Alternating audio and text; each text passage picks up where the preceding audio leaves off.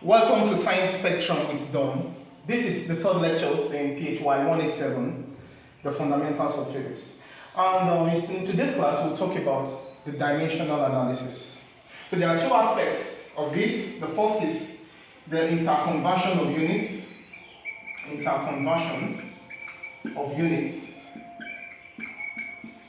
And of course, we'll also talk about the other aspect, which is verification of equation, verification of physical equations. All right, these are the aspects we'll talk about in dimensional analysis. All right, let's get started. So I'll start off with the first aspect. That's the interconversion of units. Interconversion of units. Now I would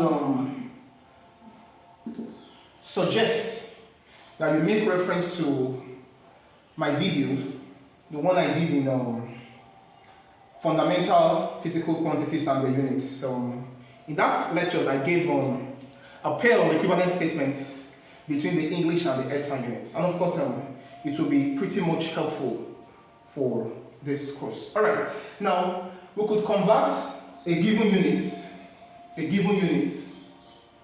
to a desired unit. The given unit could be an English or an SI unit to a desired unit. And of course, we could take this vice versa. All right, now I'll give you a straightforward formula. It's called the chain link conversion. The chain link conversion, or they use the unit multiplier method. Unit multiplier method. All right, this method is simply pretty much straightforward method for converting and interconverting between any system of units, so to speak. All right, the formula is this. When you're given a unit in a question, a given unit, and you're asked to take it to a desired unit. Now, to get this done, you have to get a pair of equivalent statements that relates the given unit, that's the unit that is given, with the one you're looking for, that's the desired unit. And of course, that pair would be the desired unit. You have to equate it, you have to get its equivalence in terms of the given unit. So this pair is an equivalent statement, or at times we use the word conversion factor. So that at the end of the day, at last you could see that the given unit would cancel the given unit, and of course I'm left with this, and of course we could stick in the times in between. All right, now let's do some working examples. Example: Angel Falls in Venezuela is the highest water, or let's say the largest waterfall in the world in Venezuela. And of course, I could give you the height in meter. It is 979 meters. That's, of course, we're just taking a 0.0 meter. And of course, this is the given unit. I may want to know what's the conversion factor, what is the pair, or what does this represent, its equivalent in other units. It could be foot, it could be yard, it could be in kilometer, it could be in centimeter, and of course, you name it. Now, but I'm interested in what this value would amount to when it's converted to foot. So foot would represent my desired unit.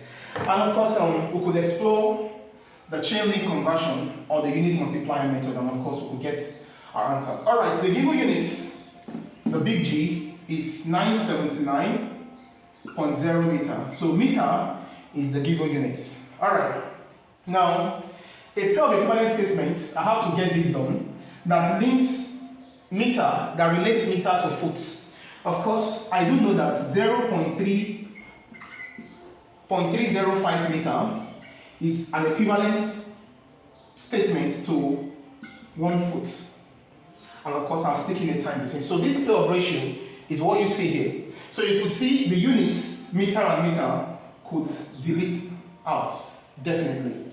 So what I'm left with now is my desired unit, and of course I'll just multiply out. So I'm left with 979.0 times 1, of course, this boils down to be 979.0.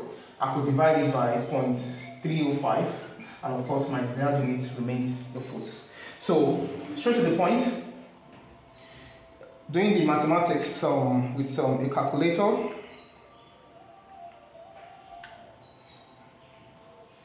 Um, 979 divided by 0.305, and of course I have the answer to be given as 3,209 points. That's the one decimal place, 0.8 foot. So what it is telling you and I is the fact that this 979.0 meter is equivalent statement in foot is 3290.8 foot. Pretty straightforward. Now the next example we'll talk about is actually a straddle that borders between Ontario and Canada. That straddle is you need to film this for a while. Okay, before I rub it off. Alright. Okay. So there is a straddle that borders between Ontario and Canada. It's called the Niagara Falls. The Niagara Falls. Niagara Falls since 1881 has been used to generate hydroelectric power since 1881, and it falls at a rate of 4 million cubic feet per meter. So Niagara Falls, this is the next example. Niagara Falls, which is a straddle that borders between Ontario and Canada, okay, falls, okay, with a rate of 4 million cubic foot, of course, per minute. So in every minute, this is the volume of water that leaves it. And of course, this is used in generating hydroelectric power since 1881. Alright, now my goal is, I'm interested now in getting its pair of equivalent statements in cubic meter per second. So I'm converting this given unit now to cubic meter per second. And of course, the answer is straightforward. So just like we did earlier on, straight to the point. Now, the solution to this is I have to identify what my given unit is. This is my given unit, the big G. So I have 4 times 10 raised to the power 6 cubic foot per minute. This is my given unit. And of course, I have to get a pair of equivalent statements that relates cubic foot per minute to cubic meter per second. And of course, in a foot, cubic foot means foot times foot times foot. So this is cubic foot. And I have to relate it to what it is in meter. And I do know that 1 foot is 0.305 meter, 1 foot is 0.305 meter, and 1 foot is 0.305 meter. So you can see right to your own very eyes that foot times foot times foot is cubic foot. It deletes this off. Now I'm left with minutes.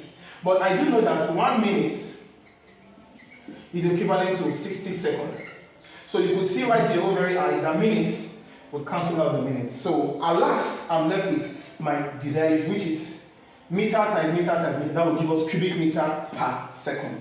And of course, what I'm left with just to stick in the times in between, and of course, we'll get the job done. All right, this is 0. So this goes here. I'm left with 10 raised to the power 5. And of course, 2 here is 2. And of course, 2 in 6 is a 3. So what I have left is just 2. I could keep the power of 10. 2 times 0.305 times 0.305 times 0.305. Then I have the power of 10 I kept. Meter times meter times meter would amount to cubic meter per second. Then all divided by 3. And of course, we are good to go. Alright, so if I would number crunch this, with the use of a calculator, the answer would be this, straight to the point. This is 2 times 0.305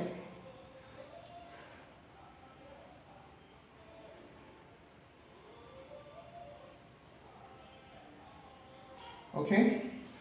All right, so we need to clean this part out. I could write out the proper answer here. All right, so this is 2 times 2 times,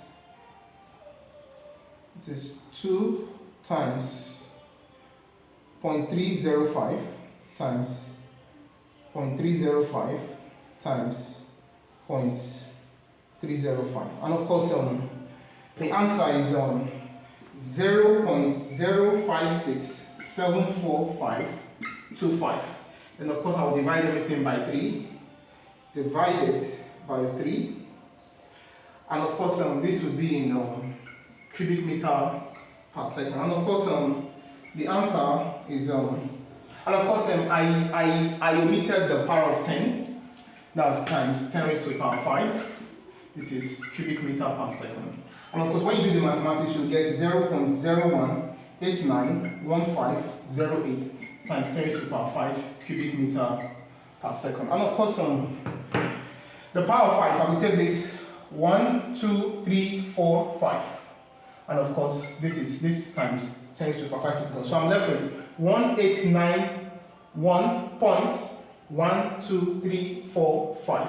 1891.508 cubic meter per second. And of course, if you leave the answer to one decimal place, that would amount to 1891.5. Alright, cubic meter per second. Alright, this is how we convert from one unit, a given unit, to another. Alright, now we go straight now to the other aspect of dimensional analysis, which is verifying physical equations. Alright, you could check for the validity of a physical equation using dimensional analysis. And of course, for the sake of time, I will leave you out with this. You could convert you could try this, how many foot is in 6400.2 kilometer. Of course, you could do this, and in our subsequent bulletin, I would focus more on the second aspect, which is verifying physical equations. Thank you for watching. You may want to like, share, and subscribe for more contents. Thank you.